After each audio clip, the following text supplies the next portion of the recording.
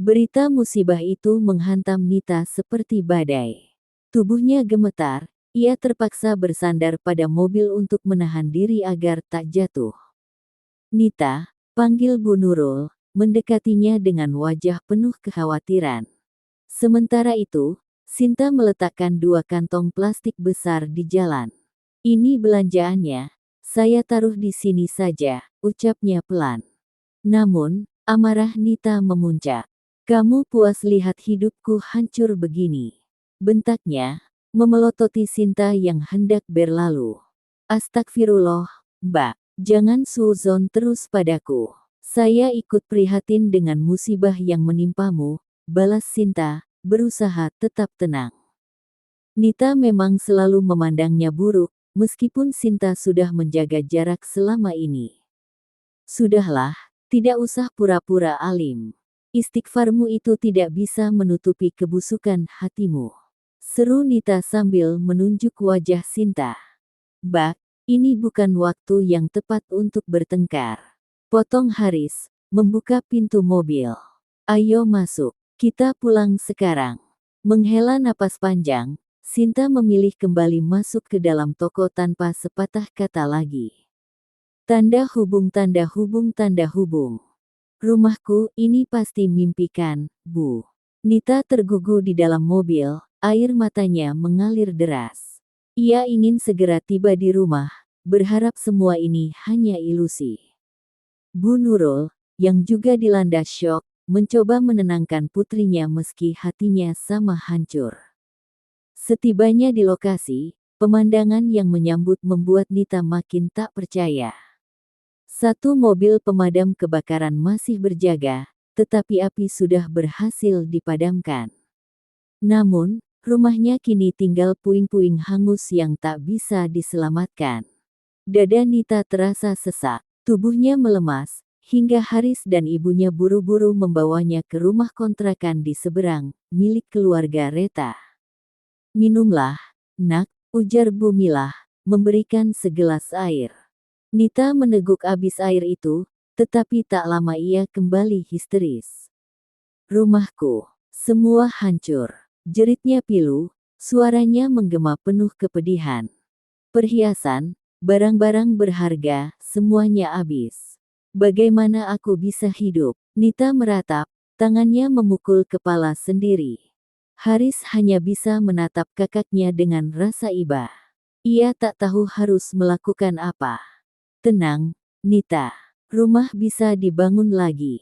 Semua bisa diganti, ujar Bu Nurul sambil menangis, mencoba memberikan kekuatan pada putrinya. Tapi bagaimana nasibku, Bu? Nita terisak, matanya penuh kecemasan akan masa depan. Adikmu, Haris, dan mertuamu pasti akan menolongmu. Ibu yakin, kamu tidak akan kekurangan apapun, nak, ujar Bu Nurul lembut, berusaha menenangkan. Kenapa cobaan ini terus datang tanpa henti? Nita kembali menangis, kesedihannya tak terlukiskan. Bu Nurul mengusap punggungnya, ikut menangis dalam diam. Ya Allah, apa dosa kami hingga anakku harus mengalami semua ini? Bisiknya lirih. Tiba-tiba, suara Bu Milah memecah keheningan. Kesalahan itu banyak, salah satunya merebut hak Reta. Uang yang harusnya untuk resepsi malah dipakai beli mobil. Ucapan itu membuat Nita dan ibunya menoleh tajam ke arah Bu Milah, mata mereka penuh kemarahan. Kami sedang menghadapi musibah, jadi jangan asal menilai kejadian yang menimpa Nita. Ini semua tidak ada hubungannya dengan Reta, putrimu hanya orang lain dalam keluarga kami. Sementara itu, Haris punya tanggung jawab besar terhadap keluarga. Kata Bu Nurul, suaranya meninggi. Ia merasa tak terima melihat besannya mengolok musibah yang menimpa putrinya. Jadi anak saya hanya orang asing bagi kalian. Bagus. Kalau begitu, suruh saja putramu itu ceraikan Reta. Sahut Bu Milah, menantang. Baik, saya akan suruh Haris segera ceraikan Reta. Menantu pemalas yang cuma menghabiskan uang gaji Haris. Untuk apa dipertahankan? Jawab Bu Nurul dengan tegas. Bu, cukup. Ibu dan ibu mertua, tolong berhenti bertengkar. Saya tidak akan menceraikan Reta, ujar Haris dengan tegas, lalu keluar dari rumah kontrakan mertuanya. Dengar baik-baik, anakmu sendiri yang sayang pada anak saya. Kalau dia tidak mau menceraikan Reta, seharusnya kamu sadar dan berhenti menguasai gaji anakmu. Gara-gara sikapmu, resepsi pun gagal. Bu Milah menyindir dengan nada tajam, bibirnya terkatup sensasi. Saya yang akan membuat mereka bercerai. Daripada Haris punya istri yang tak jelas, dan keluarga seperti ini, mending cerai saja, kata Bu Nurul dengan wajah jijik. Bu Milah ingin melangkah maju untuk menamparkan besannya, namun suaminya segera menahannya. Tanda hubung tanda hubung tanda hubung. Devan tak juga datang. Nita mencoba menghubunginya berkali-kali, namun tak ada balasan, mungkin nomornya sudah diblokir. Mertua Nita datang dengan wajah syok saat melihat keadaan rumah yang terbakar. Api sudah padam, dan Nita segera menuju rumahnya yang kini tinggal puing-puing. Dia mencari-cari kamar dan berharap bisa menemukan perhiasannya yang masih utuh. Di mana perhiasanku? Nita mencoba menggali reruntuhan yang berserakan. Bak, biar besok saja. Pasti perhiasan itu sudah hancur, ujar Haris, mencoba menahan Nita. Tidak, Haris. Emas asli pasti hanya menghitam jika terbakar, itu masih bisa diselamatkan, Nita bersikeras. Tapi banyak sekali reruntuhan di sini, Mbak. Bahaya. Ayo kita pulang dulu ke rumah ibu, Haris memohon, khawatir dengan keselamatan Nita. Kamu saja yang pulang dulu, Haris. Aku masih harus mencari barang-barang berharga milikku, teriak Nita sambil mendorong Haris. Haris mundur dengan frustrasi, karena kakaknya memang keras kepala dan tak mudah diajak mundur. Tiba-tiba, terdengar suara keras. Brak, sebuah bagian plafon rumah yang runtuh, langsung menimpa Nita. Bah, teriak Haris panik. Nita terjatuh dan tak bergerak, hilang kesadaran. Pov Sinta. Keluarga Haris kembali datang, tampaknya ingin pamer mobil baru mereka padaku. Dengan santainya, mereka meminta bantuan untuk membawa barang belanjaan mereka ke mobil. Aku berusaha tetap tenang, meski sebenarnya aku sudah tidak memiliki hubungan apa-apa lagi dengan mereka. Aku melayani mereka seperti pembeli biasa, meskipun Nita sengaja membicarakan soal mobil baru itu dengan mantan ibu mertuaku, menyebutkan bahwa dia membayar mobil itu secara tunai. Sementara itu, aku sama sekali tidak tertarik untuk bertanya lebih lanjut. Berusaha tetap ramah dan tidak terpengaruh dengan omongan mereka, tiba-tiba Haris datang dengan kabar buruk, rumah Nita terbakar. Lagi-lagi, Nita seolah tak berhenti menerima musibah. Baru saja kemarin dia tahu tentang perselingkuhan suaminya, dan kini rumah yang dia banggakan habis dilalap api. Nita selalu merasa bangga dengan rumah dan kebun sawitnya, sering kali membandingkannya dengan rumah kontrakanku yang kecil. Dengan semua kekayaan mertuanya, hidupnya terasa terjamin. Tapi kini, kebanggaan itu sirna, rumahnya terbakar habis. Entah harus merasa lega atau bersyukur dengan kejadian ini, mungkin musibah ini bisa sedikit mengurangi rasa sombongnya. Namun, tak ada perubahan pada Nita. Dia tetap berprasangka buruk padaku, terus mencari-cari kesalahan orang lain, dan tak sedikit pun mengubah sikap egoisnya. Haris pun mencoba menghentikan pertengkaran dengan kakaknya dan menyuruhnya pergi. Aku juga tak berniat meladeni amarah mantan kakak iparku itu.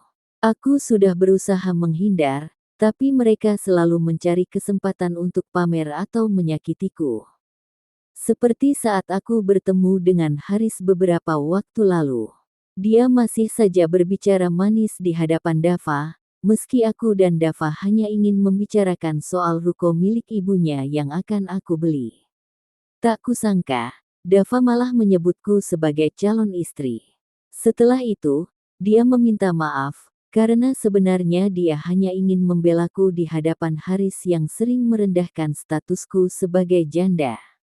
Namun, semakin hari, Dava sering mengirim pesan padaku. Tanpa kusadari, aku mulai merasa nyaman dekat dengannya. Meski masih ada rasa minder dan keraguan, aku tak percaya jika pria seperti Dava bisa tertarik padaku, seorang janda. Aku pun takut berharap lebih. Saat sore tiba, aku pulang ke rumah dan membuka pagar. Lia tiba-tiba memanggilku. "Bak, udah denger belum rumah Nita kebakaran?" Tanyanya dengan nada penasaran.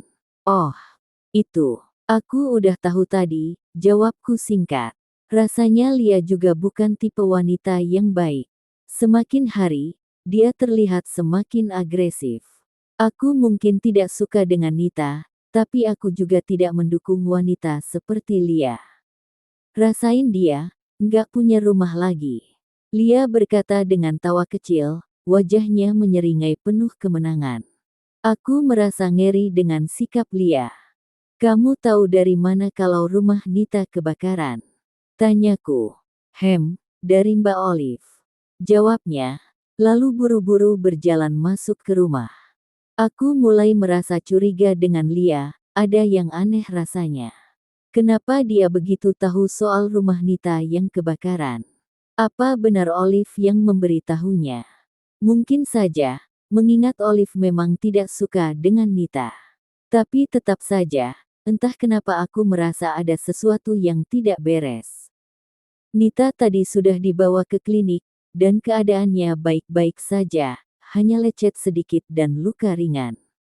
"Mas Devan kemana? Kenapa dia tidak datang melihatku?"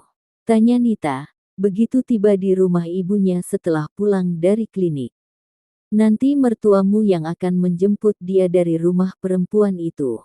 Sekarang kamu istirahat dulu, ibu antar ke kamar," jawab Bu Nurul sambil menuntun Nita ke kamar. Hatinya sedih melihat putrinya, seperti pepatah, sudah jatuh tertimpa tangga pula. Haris menatap Reta yang asyik dengan ponsel baru berlogo apel tergigit. Sesekali Reta tertawa kecil melihat layar ponselnya, sambil menikmati camilan yang dia beli sepulang kerja. "Dari mana kamu dapat uang segitu, bisa beli ponsel semahal itu?" tanya Haris penasaran. Ponsel yang dipegang Reta itu harganya lebih dari 20 juta, dan istrinya baru bekerja beberapa hari. "Oh, aku beli pakai uangku sendiri kok, Mas. Ini juga ponsel bekas, jadi harganya lebih murah," jawab Reta santai. "Kamu cuma kerja di salon, bisa beli ponsel mahal begini. Walaupun bekas, harganya pasti lebih dari 10 juta kan?" tanya Haris, curiga. "Karena salon tempat aku kerja ramai, Mas. Banyak orang kaya dan sosialita yang datang, jadi wajar kalau aku punya penghasilan lumayan. Lagian, memang hanya Sinta yang bisa punya penghasilan puluhan juta," jawab Reta dengan nada bangga. "Benarkah kamu cuma kerja di salon? Tidak ada pekerjaan lain?" tanya Haris, masih tidak yakin. "Kamu tidak perlu khawatir, Mas. Aku kerja di salon, tidak ada yang aneh-aneh. Kalau menunggu uang dari kamu, ponsel seperti ini saja mungkin tidak akan kubeli," kata Reta dengan nada kesal. "Lagi pula, aku punya keinginan yang tidak bisa kamu beri, jadi ya aku kerja sendiri. Tak usah kamu antar-antar, urus saja kakakmu itu yang mungkin hampir gila karena rumahnya kebakaran," tambah Reta ketus sebelum pergi ke kamar. Haris menggeram menahan amarahnya. Ucapan Reta benar-benar menyakitkan, apalagi dengan kondisi Nita yang baru saja diterpa musibah. Pagi harinya, Haris berniat mengikuti Reta. Dia curiga apakah istrinya benar-benar bekerja di salon seperti yang dikatakan. Haris mengenakan jaket dan meminjam motor temannya, supaya Reta tidak menyadari kalau dia sedang diikuti. Setelah beberapa waktu mengikuti Reta, Haris akhirnya melihatnya membelokkan sepeda motor ke arah sebuah salon. Reta masuk ke salon dengan seorang wanita lain yang tampaknya juga bekerja di sana. Dari luar, salon itu terlihat sangat mewah, dan melihatnya, Haris merasa sedikit lega. Ternyata, apa yang dikatakan Reta memang benar, dia bekerja di salon yang sepertinya menawarkan perawatan mahal, bisa mencapai jutaan rupiah. Kecurigaannya akhirnya mereda. Syukurlah, ternyata aku salah menilai, gumam Haris, lalu kembali menyalakan mesin motor. Tujuannya kini adalah kantor. Sementara itu, Nita sedang bergulat dengan perasaan yang semakin tertekan. Pesan yang ia terima dari Devan membuatnya semakin sulit menerima kenyataan. Aku mendaftarkan perceraian kita di pengadilan agama. Pesan singkat itu menyentuh hatinya dengan cara yang sangat mendalam. Dengan keadaan rumah yang baru saja terbakar, Nita merasa dunia seakan runtuh lebih cepat. Pesan dari suaminya itu, yang datang setelah ia diblokir, terasa seperti pukulan telak bagi rumah tangganya. Mas Devan benar-benar tak ingin kembali padaku. Dia menceraikan aku lewat pesan. Air mata Nita jatuh tanpa bisa ditahan, hatinya sesak. Kenapa, Nita? Tanya Bu Nurul dengan lembut, sambil membawa piring berisi makanan untuk Nita, yang sejak pagi tak menyentuh apapun. Mas Devan, dia menceraikan aku lewat pesan, Bu. Nita menjawab dengan suara tergetar, sambil menunjukkan pesan itu pada ibunya. Bu Nurul membaca pesan itu dengan mata membelalak, lalu segera menekan tombol panggilan, menghubungi nomor Devan. Devan, pulang sekarang. Jemput Nita di sini. Kamu menceraikan anak saya seenaknya. Bentak Bu Nurul dengan marah. Sudahlah, terima saja, anakmu itu memang pantas diceraikan, jawab suara perempuan dari telepon. Siapa kamu? Apakah kamu Silia, pelakor itu? Pasti kamu yang menghasut Devan untuk menceraikan Nita. Panggilkan Devan, saya ingin bicara dengan menantu saya. Bu Nurul semakin geram. Mas Devan baru saja tidur, dia kelelahan. Maklum, aku sebagai istri mudanya sangat pandai melayaninya, jadi dia betah di rumah ini. Sebaiknya ibu jangan ganggu suamiku lagi. Dan bilang ke anakmu, jangan cengeng. Mungkin memang takdirnya jadi janda. Jawab perempuan itu dengan nada sinis, sebelum menutup telepon. Perempuan kurang ajar, umpat Bu Nurul, merasa sangat terluka mendengar kata-kata kasar yang diucapkan oleh Lia. Kini, Nita benar-benar terpuruk. Musibah bertubi-tubi menimpa dirinya, sementara Devan malah menikmati waktu bersama istri mudanya, bahkan tidak datang menjenguk Nita sedikit pun. Apa katanya? Bu, kenapa terdengar suara perempuan? Apakah itu Lia? Tanya Nita penasaran. Kita ke rumah mertuamu sekarang juga. Kali ini, mereka harus turun tangan. Dari kemarin mereka hanya diam saja. Ujar Bu Nurul dengan nada geram, menumpahkan kekesalannya pada orang tua Devan. Tanpa membuang waktu, Bu Nurul dan Nita segera menuju rumah keluarga Devan. Di sisi lain, Bu Nurul sedang berusaha membujuk Bu Lastri untuk ikut menyelesaikan masalah. Namun, ayah Devan tidak berada di rumah saat itu. Bu Lastri, tolong lebih tegas. Anakmu jelas-jelas sudah berbuat salah besar dengan wanita itu, dan kamu masih saja diam. Mana keadilan untuk Nita, anakku? Bahkan saat rumah tangga mereka hampir hancur, Devan tidak peduli sedikit pun. Kata Bu Nurul, suaranya terdengar penuh emosi. Bu Lastri memandang Nindya, yang kebetulan ada di sana, dengan ekspresi penuh kebimbangan. Kita harus segera mengadakan pertemuan keluarga. Libatkan Devan dan wanita itu untuk membahas semuanya, saran Nindya, mencoba menawarkan solusi. Ia tak tega melihat Nita yang terus-terusan menderita karena kelakuan suaminya. Bu, semuanya sudah terlambat. Mas Devan bahkan menceraikan aku lewat pesan singkat, isak Nita, air matanya mulai jatuh tak terbendung. Tidak ada kata terlambat. Kita temui Devan sekarang juga, lalu adakan pertemuan keluarga setelah itu. Tegas Bu Lastri. Ia segera meminta Nindya untuk mengantarnya ke rumah Lia, dengan Nita dan Bu Nurul turut serta. Sementara itu, di waktu yang sama, Kamal mengajak Haris makan siang di sebuah restoran untuk membahas situasi genting yang mereka hadapi. Haris, kita harus berhenti bermain api. Tadi ada nasabah yang melapor kalau uangnya tidak ada saat ia mengecek saldo di ATM. Aku khawatir masalah ini akan membesar, ujar Kamal dengan nada cemas. Haris menghela napas panjang, lalu memijit pelipisnya. Gawat, kita harus bertindak cepat. Temui nasabah itu, dan berikan penjelasan. Bilang saja masalah ini akan segera diselesaikan. Jangan sampai dia melaporkan ini ke kantor. Pikirannya dipenuhi kegelisahan. Jika kasus ini terungkap, kariernya akan tamat, dan kemungkinan besar ia akan mendekam di penjara. Padahal, dari penggelapan ini, ia sudah mengantongi ratusan juta yang dibagi rata dengan Kamal dan Manya. Perdebatan di rumah Lia berlangsung sangat sengit. Tidak ada satupun pihak yang mau mengalah.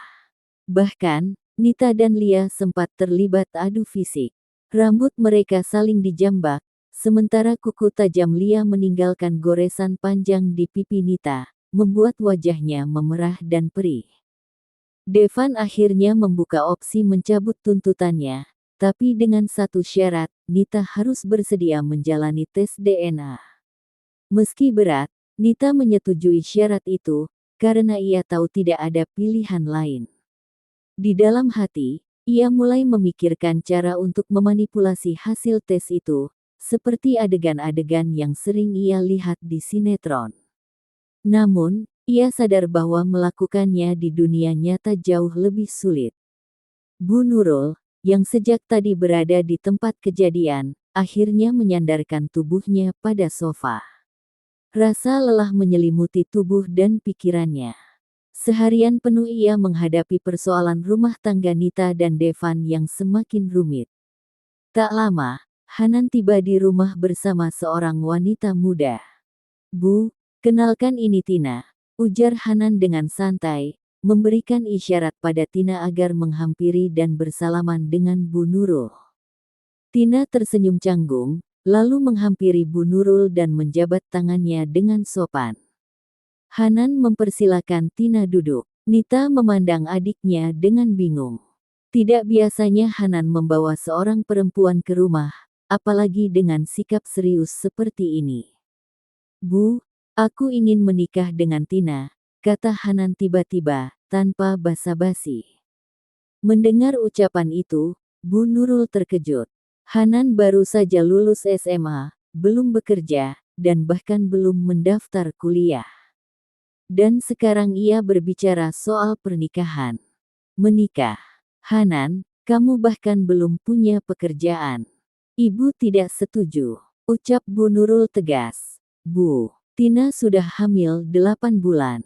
Aku harus bertanggung jawab, ujar Hanan lirih sambil menundukkan kepala, tak sanggup menatap mata ibunya.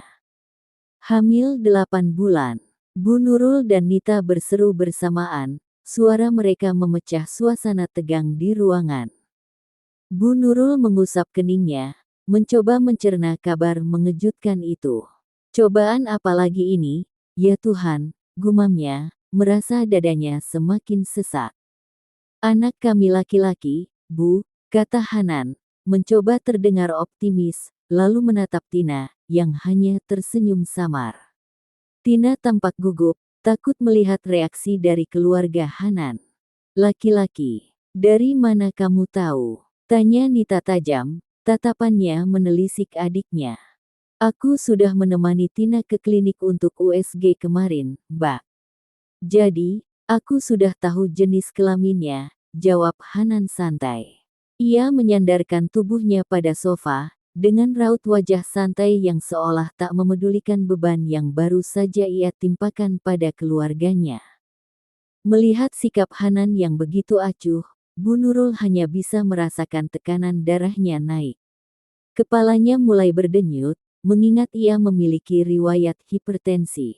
Kepala ibu sakit sekali, rintih Bu Nurul sambil memegangi pelipisnya. 2 hari kemudian, Bu Nurul harus menjalani rawat inap di rumah sakit karena tekanan darahnya melonjak setelah mendengar kabar dari Hanan. Setelah mendapatkan perawatan intensif, akhirnya ia diperbolehkan pulang. Pada akhir pekan itu, Haris menjemputnya untuk kembali ke rumah. Keadaan rumah terlihat kacau. Bungkus camilan berserakan, abu rokok mengotori meja kecil, dan aroma tak sedap menyelimuti ruangan. Selama Bu Nurul dirawat di rumah sakit, hanya Nita yang setia menunggu. Reta sibuk bekerja, begitu juga Haris. Itu ulah Kiki semalam. Dia bawa teman-temannya ke sini, ujar Haris dengan nada kesal. Lalu, di mana Reta? Kenapa dia tidak membereskan kekacauan ini? Tanya Bu Nurul, menatap Haris tajam. Reta pulang malam, Bu. Dia kerja, dan pasti sudah lelah, jawab Haris sambil berjalan ke dapur untuk mengambil minum. Libur sekarang, kan? Suruh istrimu bersihkan ini semua.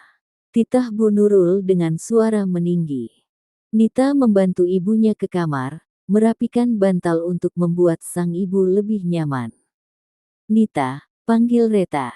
Suruh dia beres-beres rumah ini. Jangan enak-enakan di kamar. Perintah Bu Nurul dengan nada tegas. Nita mengangguk dan segera mengetuk pintu kamar Reta. Reta, panggilnya, sambil mengetuk pintu dengan cukup keras. Ada apa, Mbak? Reta membuka pintu dengan riasan wajah yang sudah sempurna. Mau kemana kamu? Tanya Nita, menatap penampilan adik iparnya dari atas sampai bawah. Mau jalan sama teman, Mbak. Sudah lama nggak ketemu, jawab Reta santai. Mertua kamu sakit, dan kamu malah mau pergi. Di mana tanggung jawabmu? Kata Nita ketus, nadanya penuh emosi. Memangnya kalau ibu sakit, aku harus ngapain, Mbak? Jawab Reta dengan wajah tak peduli. Pakai nanya lagi. Ya, kamu harus ikut ngurusin ibu, dong. Kan sudah ada Mbak Nita yang ngurus. Lagian, ibu sudah mendingan, kan? Itu buktinya sudah boleh pulang, balas Reta sambil melipat tangannya. Jawabanmu itu loh, Reta. Kamu ini memang menantu nggak tahu diri. Sudah bagus ditumpangi tinggal di rumah ini. Itu meja berantakan, nggak kamu bersihin, nggak disapu, nggak dipel. Beresin dulu, baru boleh pergi. Ucap Nita tegas. Kenapa harus aku yang beresin? Itu kan ulah Kiki, bukan aku. Jadi, suruh dia saja. Reta menyenggol bahu Nita dan langsung pergi meninggalkan rumah tanpa peduli. Nita bergegas ke dapur dan melihat Haris sedang sibuk dengan ponselnya. Segelas kopi tergeletak di atas meja. Haris, itu istrimu pergi. Nggak kamu larang? Tanya Nita kesal. Biarkan saja, Mbak. Sesekali dia keluar, toh dari kemarin dia kerja terus, jawab Haris santai tanpa mengalihkan perhatian dari ponsel. Rumah ini berantakan, dan kamu cuma diam. Jangan terlalu memanjakan istrimu. Mentang-mentang dia cari uang sendiri, jadi lupa tanggung jawab di rumah. Kalian ini menumpang di sini, loh, Haris. Sergah Nita. Haris mendongak, wajahnya menunjukkan ketidaksukaan. Sebelum ia sempat membalas, Bu Nurul muncul di pintu dapur.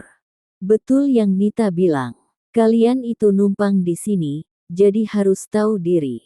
Haris, sekarang kamu terlalu membela Reta, kata Bu Nurul, suaranya syarat emosi.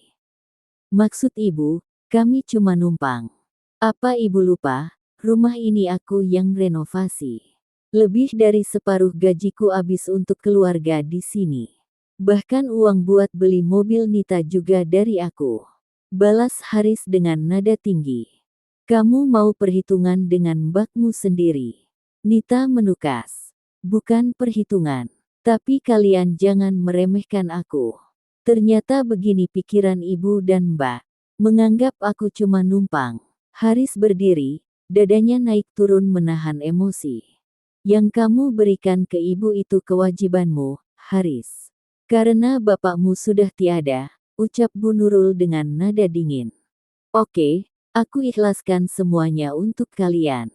Tapi mulai sekarang, aku dan Reta akan pindah. Kata Haris tegas. Kalian mau pindah kemana? Tanya Bu Nurul dengan mata membelalak. Aku lebih baik mencari kontrakan atau membeli rumah sendiri, Bu. Daripada terus dianggap menumpang dan menyusahkan, ujar Haris dengan nada tegas, tatapannya lurus tanpa goyah. Nita dan Bu Nurul saling berpandangan. Jelas terlihat rasa bersalah bercampur dengan kekhawatiran di wajah mereka. Keputusan Haris untuk pergi dari rumah membuat keduanya cemas.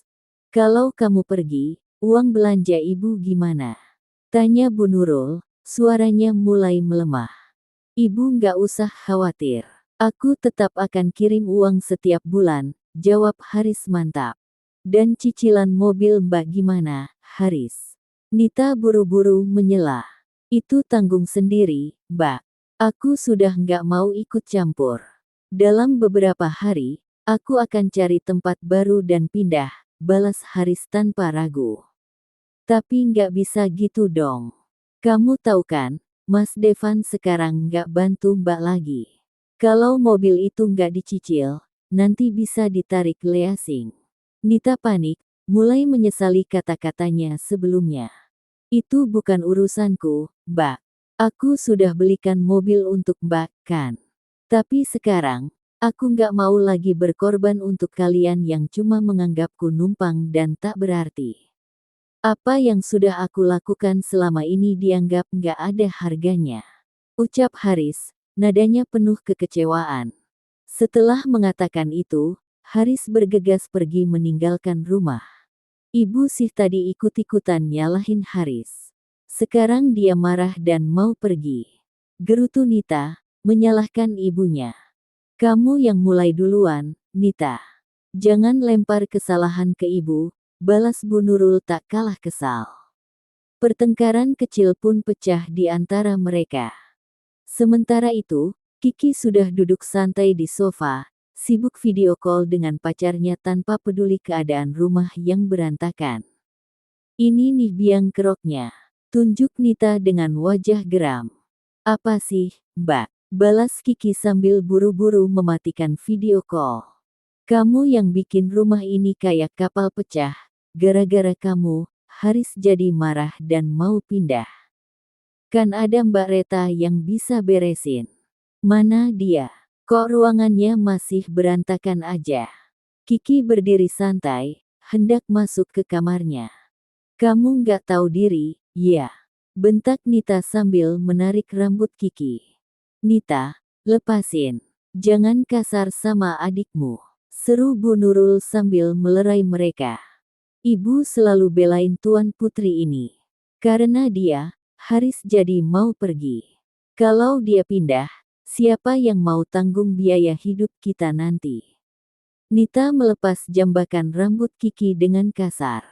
Tenang, soal Haris ibu yang urus.